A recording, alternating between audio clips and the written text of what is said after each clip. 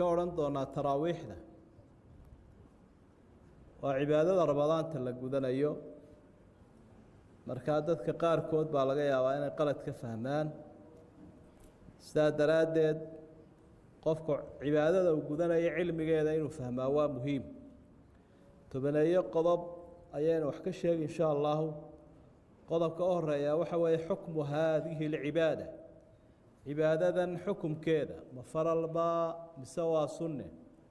ولا جاي عبادتك قاركود إن فرلوها يستان لكن عبادة تراويح الصلاة الله يراد هو سنة سنة معني سوى حوي قف كل عبادة أجر بدن بهليا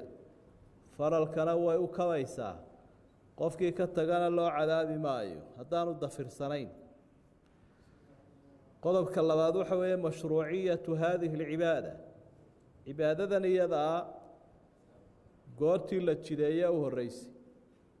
ولماذا وحي الله واحد دليلها المسجد كان لقوت كان كرا جمعنا لقوت كان كرا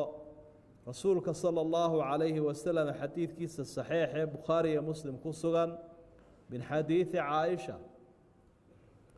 وحي الله النبي وهذين بكت كذا المسجد كان المسجد النبوي في المدينة ساجد كيس المدينة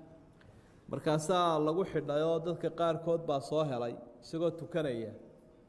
muu iclaaminin isagu laakiin isagoo iska tukanaya ayaa lagu xidhay habeenkii labaadna dadku aad buu u soo batay habeenkii saddexaadna way ka sii bateen dadku masuu u soo bixin nebigu oo gurigiisu iskaga tukaday markii dambena salaadii subax buu ka wacyigeliyo wuxuu waxaan u maqnaaday waan idin arkayay in aad u soo ururteene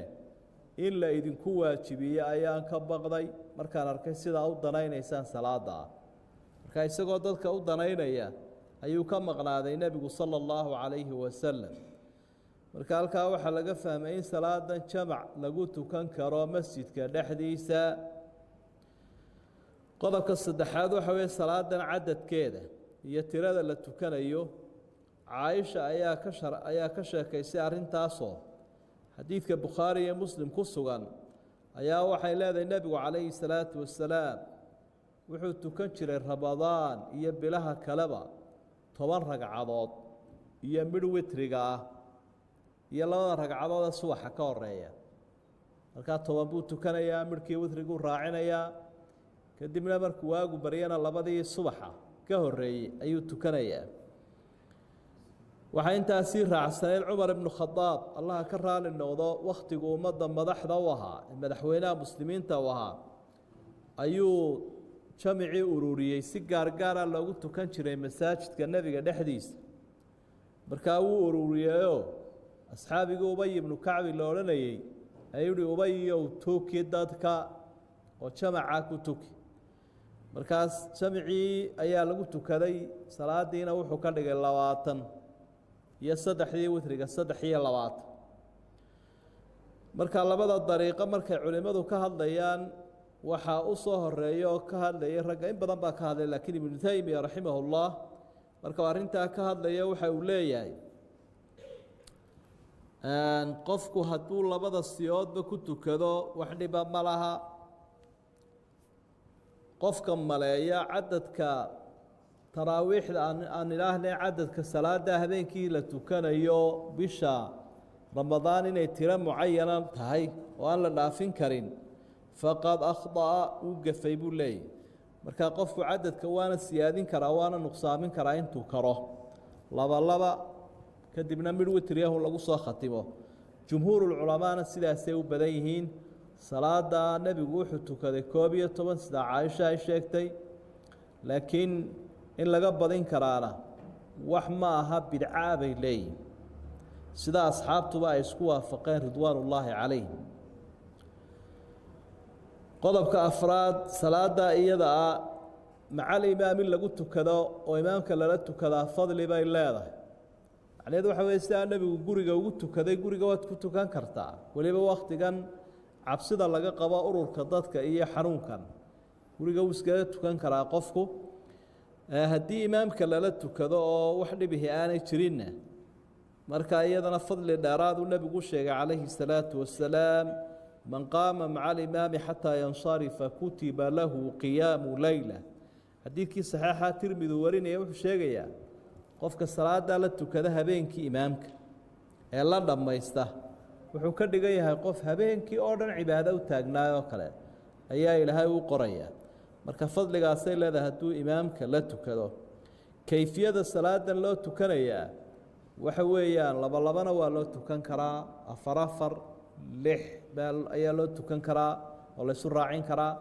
laakiin midhka witriga ah waa inuu u dambeeyo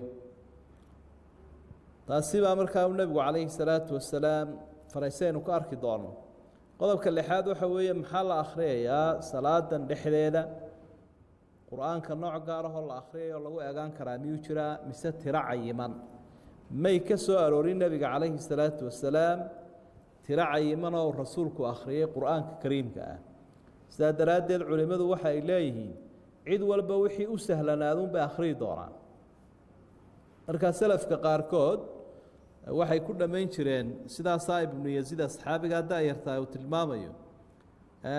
khatma bay samayn jireen oo soddonkay ku dhammayn jireen ramadaanta habeenkiiba jus qolyaha qaarkood 10 jis bay akhriyi jireen qaarkood habeenkii waxay akhriyi jireen macnaa saddexdii habeen mar bay ku dhammayn jireen qolo iyo awooddeed jamaca had iyo jeer tukanaya inta uu karayuu isla garto wey waxaan se wanaagsanayn faas in loo tukado sida dadka qaarkoodoo aynu aragno qulhuwallaha un ku tukada iyadoo qur-aanka ilaahay badan yahay deg deg sida ay u raadinayaan qulhuwallun bay ku tukanayaan salaadiina aad baa loo eryayaa taasi waxay luminaysaa macnihii salaada iyo khushuucdii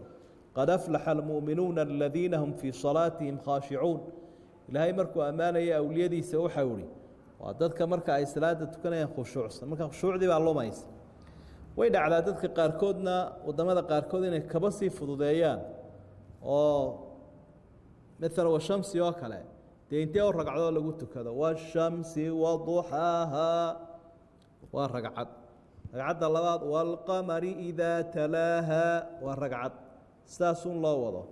markaa way macno beelaysaa salaaddii